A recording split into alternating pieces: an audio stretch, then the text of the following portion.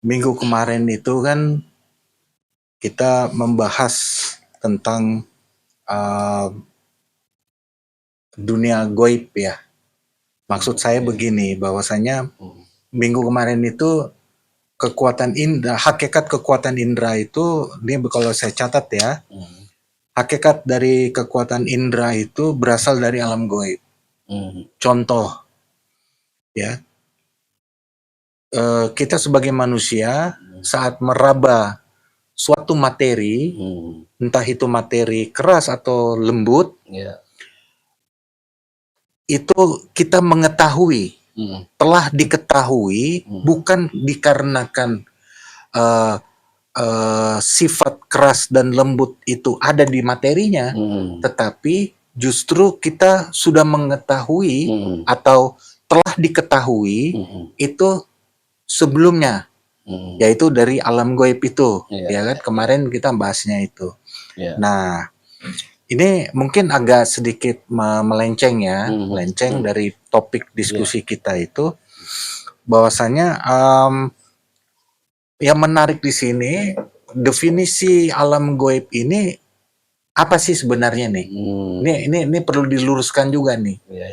Definisi alam goib, karena di masyarakat kita alam goib itu langsung semua orang dari Sabang sampai Merauke kalau disinggung soal kata alam goib, definisinya sama semua, akan berhubungan dengan uka-uka. Nah, ada sebenarnya yang saya mau tanyakan, yang apa namanya, yang ada tumbuh di masyarakat, tetapi kita perlu luruskan dulu definisi alam goib yang sebenarnya itu apa. Monggo. Ya, sebetulnya definisi itu kan dari kata goib. Gaib itu kan bahasa Arab ya. Artinya itu tersembunyi. Jadi tersembunyi, kemudian rahasia ya, sesuatu yang tidak kasat mata gitu. Nah, seperti itu kalau dari sisi definisinya, dari kata itu goib itu lebih tepatnya ya alam yang tersembunyi ya kan. Nah, jadi seperti misalkan alam kubur ya kan, dunia alam kubur ya kan, itu alam goib ya kan. Kemudian alam apa lagi, alam jin ya kan, dunia jin itu alam goib. Bahkan ketika kita diminta untuk meyakini takdir kita, itu juga goib ya kan. Kematian ya kan, rahasia-rahasia kematian ya kan, jodoh itu gaib semua itu, tersembunyi semua itu. Makanya kan kita sebagai pengikut umat Islam, umat Islam itu ya harus mengimani yang goib, nah gitu kan, mengimani yang tersembunyi, nah, gitu. Jadi itu aja kalau mau dipertanyakan definisinya, kita harus bahwa orang yang bertakwa itu adalah orang yang mengimani goib, yang goib. Saya pikir itu, Pak. Oke. Kalau memang ternyata definisinya itu ternyata nggak terlalu jauh ya, nggak terlalu jauh dari yang dipersepsikan oleh masyarakat umumnya. Nah, ini menarik ini karena saya juga teringat ya, di dalam Quran itu ada satu dan dua ayat yang menyinggung tentang khususnya alam jin, termasuk juga alam manusia, ya kan? Seperti di surat Anas, ya kan? Ini sempat saya catat juga, tapi ini langsung ringkasannya aja. Kalau di surat Anas itu kita berlindung kepada Allah, ya, dari bisikan kejahatan golongan jin dan manusia, ya kan? Nah, yang menarik di sini yang saya garis bawahi, kata jin lebih dulu daripada manusia. Tetapi kata jin dan manusia juga saya temukan di surat 51 ayat 56 yang di situ menitik beratkan bahwasanya Allah menciptakan jin dan manusia hanya untuk beribadah kepadanya, huruf besar, ya kan? Nah, berarti di sini kalau kita ini ya agak keluar dikit ya, ini kan persepsi kebanyakan orang yang berkaitan dengan dunia uka-uka atau dunia lain atau istilahnya alam lain. Itu disangkut pautkan dengan jin. Bahkan sampai ada yang mengatakan, oh jin itu ada juga yang muslim, ada juga yang non muslim, ada juga yang kufur gitu kan. Nah terus uka-uka lah kita. Saya nggak perlu detail ya, gitu. Jadi, nah hubungannya yang saya mau tanyakan. Apakah ini bagian dari alam gaib secara keseluruhan yang dimana kita sebagai umat Islam wajib untuk mengimaninya? Gimana? Tolong. Allah itu tidak menciptakan jin dan manusia melainkan untuk ibadah. Ya kan? Untuk menyembah kepadanya. Lalu tadi Bapak juga mengutip surat An-Nas ya kan, bahwa kita diminta untuk berlindung kepada Allah dari segala macam bentuk bisikan, baik itu dari golongan jin dan manusia gitu ya. Lalu dikaitkan dengan pertanyaan tentang jin di sini, maksudnya mungkin apakah jin ini bagian dari uka-uka itu yang alam, dipahami oleh masyarakat pada umumnya, apakah termasuk bagian dari mereka alam gaib gitu kan, kan gitu ya, lebih ya. Nah ya, jadi kalau kita kemarin diskusi tentang kan kemarin itu kan kita sedang berbicara tentang jiwa yang melekat ke tubuh. Ya. Ketika jiwa melekat ke tubuh, maka jiwa itu menjadi substansialitasnya materi, sehingga kita bisa menyebut diri kita ini ya tubuh kita ini gitu kan, karena sudah melekat di tubuh. Jadi si jiwa melekat di tubuh, maka dia tubuh ini menjadi cangkangnya lah gitu, casingnya. Lalu kemudian diberilah kekuatan ya. Dari mulai dia bergerak secara alaminya ya, punya genus ya kan, punya spesies ya kan, kemudian diberikan kekuatan indera gitu kan. Lalu di kekuatan indera itu kemudian saya menyampaikan kekuatan indera itu berasal dari dunia gaib gitu ya. Jadi apa itu kekuatan indera ya? Seperti contoh peraba. Kita meraba sesuatu, misalkan benda-benda yang keras kita raba, kita sebut keras ya kan. Nah, pengetahuan keras itu kan ada seketika tanpa perantara. Kita menyebut benda batu ini keras ya kan? Meja ini keras. Kata keras itu adalah pengetahuan. Nah, yang datangnya dari mana gitu. Kok tiba-tiba kita bisa tahu ini keras gitu. Nah, ini lembut misalkan. Nah, pengetahuan keras, lembut itu dari indera peraba, karena kita meraba kan. Tapi sebenarnya yang terjadi bukan kita mendapati pengetahuan keras itu setelah meraba, justru setelah jiwa diberikan kekuatan pengetahuan peraba tadi, maka dia bisa mengatakan ini keras, ini lunak atau lembut gitu. Jadi pengetahuan keras, pengetahuan lembut itu Setelah diketahui. sudah ada dalam jiwa, bersama jiwa, tidak keluar dari jiwa. Terlepas ada bendanya keras atau tidak, bahwa pengetahuan keras, pengetahuan lembut sudah ada dalam jiwa. Dia bersama terus dalam jiwa, nggak pernah hilang. Bahkan nanti ketika kita menjumpai kematian kita, nggak punya alat peraba lagi, ini kan cuma alat ini kan. Itu tetap pengetahuan keras dan lembut itu bersama karena dalam jiwa. Nah itu.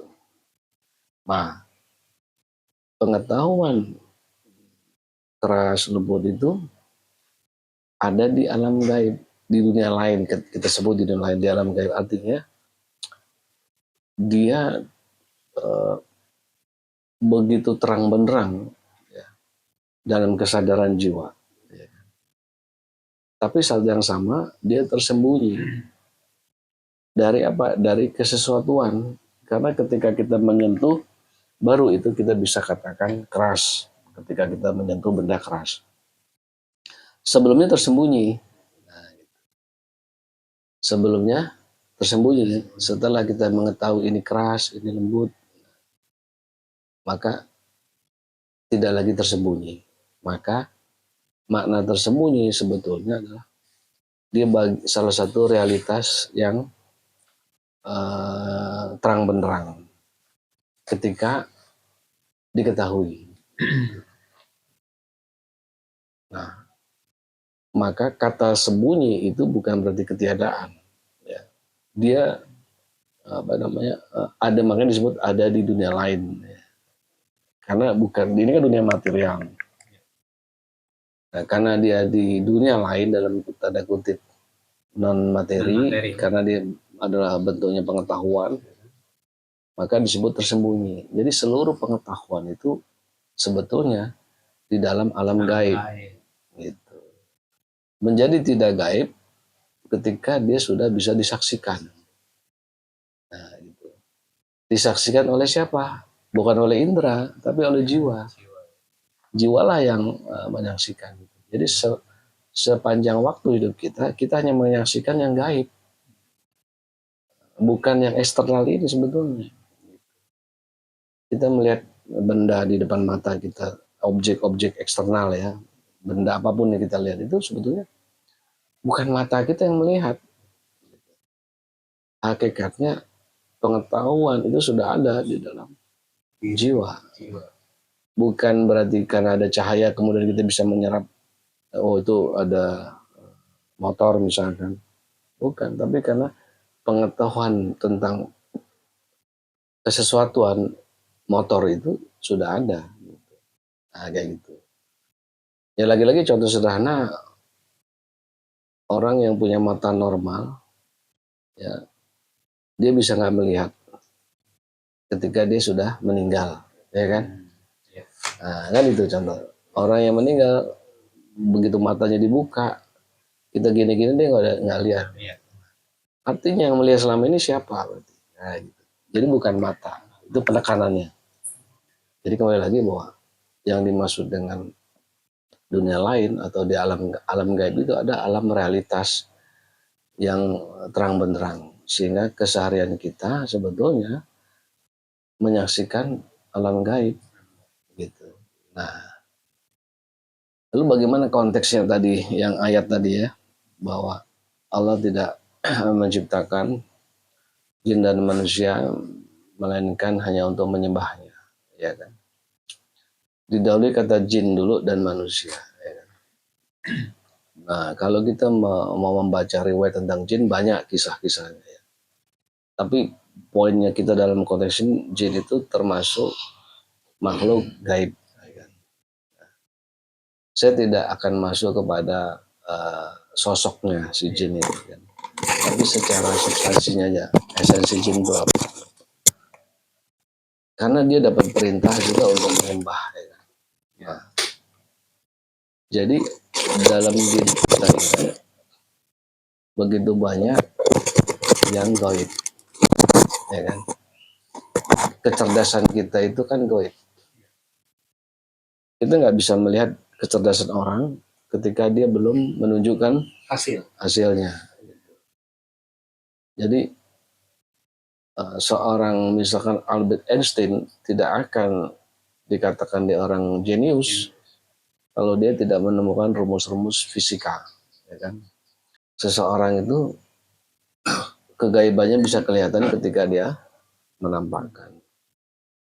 Jadi setiap imajinasi yang boleh dibilang hampir tidak terbatas itu sebetulnya ditujukan hanya untuk berorientasi kepada penyembahan kepada Tuhan. Jadi seluruh kecerdasan ya kan, yang sifatnya natik atau visioner ya, atau yang bersifat keilmuan itu harus berorientasi untuk Tuhan, ya kan? Bukan untuk kejahatan. Seorang ahli nuklir dia menemukan ramuan, menemukan rumus-rumus untuk menciptakan rudal sehingga sampai pada tingkat nuklir. Kalau endingnya hanya untuk memusnahkan manusia, maka dia tidak dikatakan sebagai orang yang menyembah kepada Tuhan. Ya. Jadi saya lebih suka menggunakan istilah jin. Kalau ada orang mengatakan jin adalah makhluk yang memiliki kecerdasan yang superior. Dia bisa ilmuwan, ya, bisa ulama, ya kan? Bisa siapa saja. Kejeniusan gitu ya. Kejeniusan. Makanya di Quran disadarkan dengan Jenius. Jin dan manusia, ya kan? Oh, berarti jin di sini bukan independen ya dalam arti kata makhluk ciptaan ya, juga. Itu dia. Kan ini kontroversi. Saya tidak mau masuk dalam kesadaran kita, dalam hakikat. Dalam diri kita ini kan apa aja ada. Sejak awal kita sudah bahas. Iya. Ada setan. Memang mau nyari setan di mana? Mau nyari iblis kemana? Sosok iblis itu coba cari. Nggak ketemu. Orang adanya dalam diri. Kita ke kuburan nggak ketemu setan. Nggak ketemu iblis. Orang diri ini indungnya. Ya kan? Tempat bersemayam. Iblis, setan, dedemit, ya kan? Genderuwo, ya kan? Apalagi sifat kebinatangan juga, esensi kebinatangan ada semua. Binatang sebagai binatang itu natural, itu keagungan Tuhan. Tapi esensinya binatang itu adanya di kita. Karakter ya. Gitu. Jadi jin di sini harus dipahami ada dalam diri kita. Ketika kita menunjukkan kemampuan, kecerdasan yang luar biasa, tetapi orientasi kecerdasan itu harus ditujukan untuk pengabdian kepada Tuhan, penghambaan. Karena tidak untuk kerusakan ya. Bukan. Makanya ada disebut jin muslim, ada jin kafir. Jin yang kafir berarti ya tadi ilmuwan yang kepakarannya untuk merusak. Untuk melawan Tuhan. Gitu. Jadi inilah jin gitu. Tapi jin-jin yang mengabdi untuk kemaslahatan, dia menciptakan sebuah rumus-rumus kimia, fisika atau apapun yang sifatnya untuk kemaslahatan, pengayaan uranium untuk pengayaan berarti kan untuk sumber energi ya kan untuk kebutuhan masyarakat dunia lah.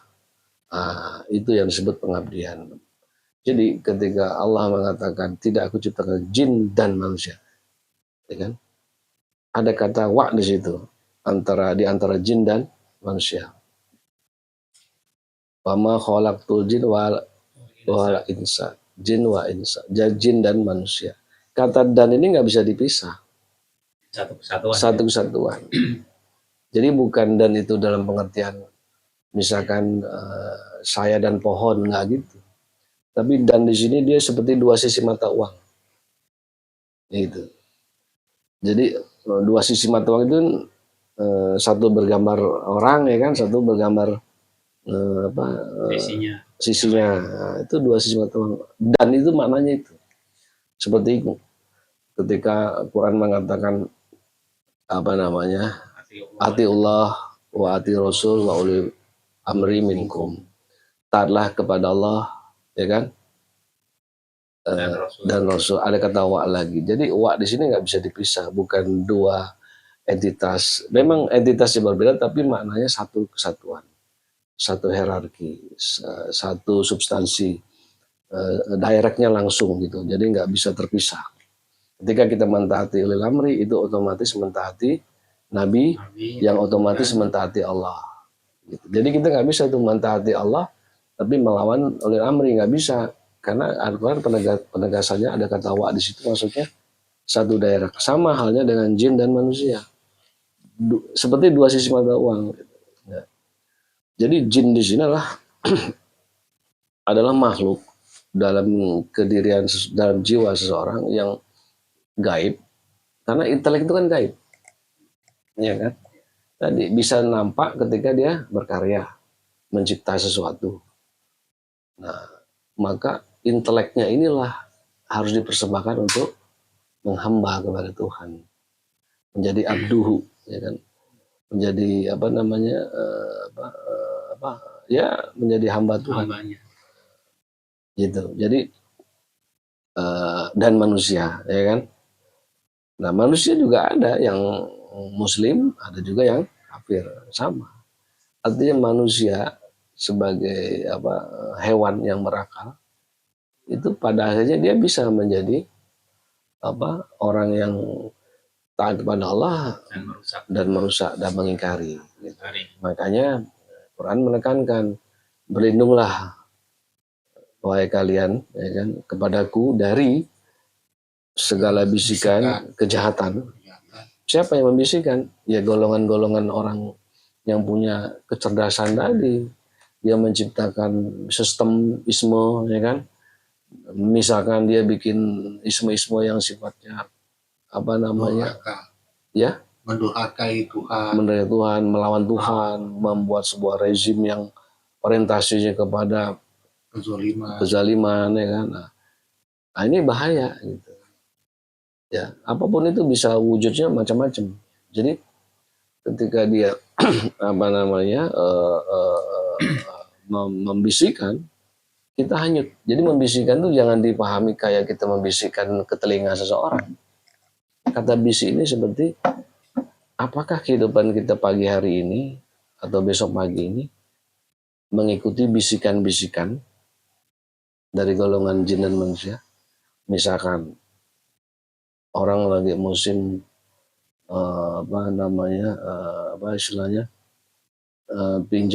pinjol, itu bisikan, ya kan? Itu sistem. Tapi karena kita kepepet, akhirnya kita pinjol kan? Nah, itu kita kena tuh bisikan itu, bisikan pinjol. Nah, itu contoh. Jadi saya lebih memberikan artikulasi kepada makna jin itu adalah makhluk yang nyata. Karena dia gaib, yang gaib itu malah nyata, Pak. Bukan yang materi nyata, kan sudah sering kita bahas. Ini nyata nggak? Enggak. Karena ketika kita bilang ini gelas itu cuma nama atas beberapa objek, partikel. Karena ada pasir asal-usulnya kan, pasir silika, ada unsur-unsur zat lain yang intinya kemudian dipanaskan, dibentuk menjadi gelas, ya kan? Realitas gelas nggak ada, dia hanya kumpul. Atau dinding, tembok ini cuma nama, tapi realitasnya nggak ada, karena dia adalah kumpulan daripada pasir, semen, air, dan seterusnya. Nah, karena dia menjadi berdiri tegak begini, kita namai dia tembok. Realitas tembok nggak ada, karena dia cuma nama atas kumpulan dari beberapa benda-benda tadi, pasir, partikel tadi, dan seterusnya. Bahkan benda yang kita pegang hari ini, detik ini juga bukan yang ini. Dalam arti detik yang lalu sudah berganti. Meja yang hari ini, paling tidak dia bergerak dari si waktu.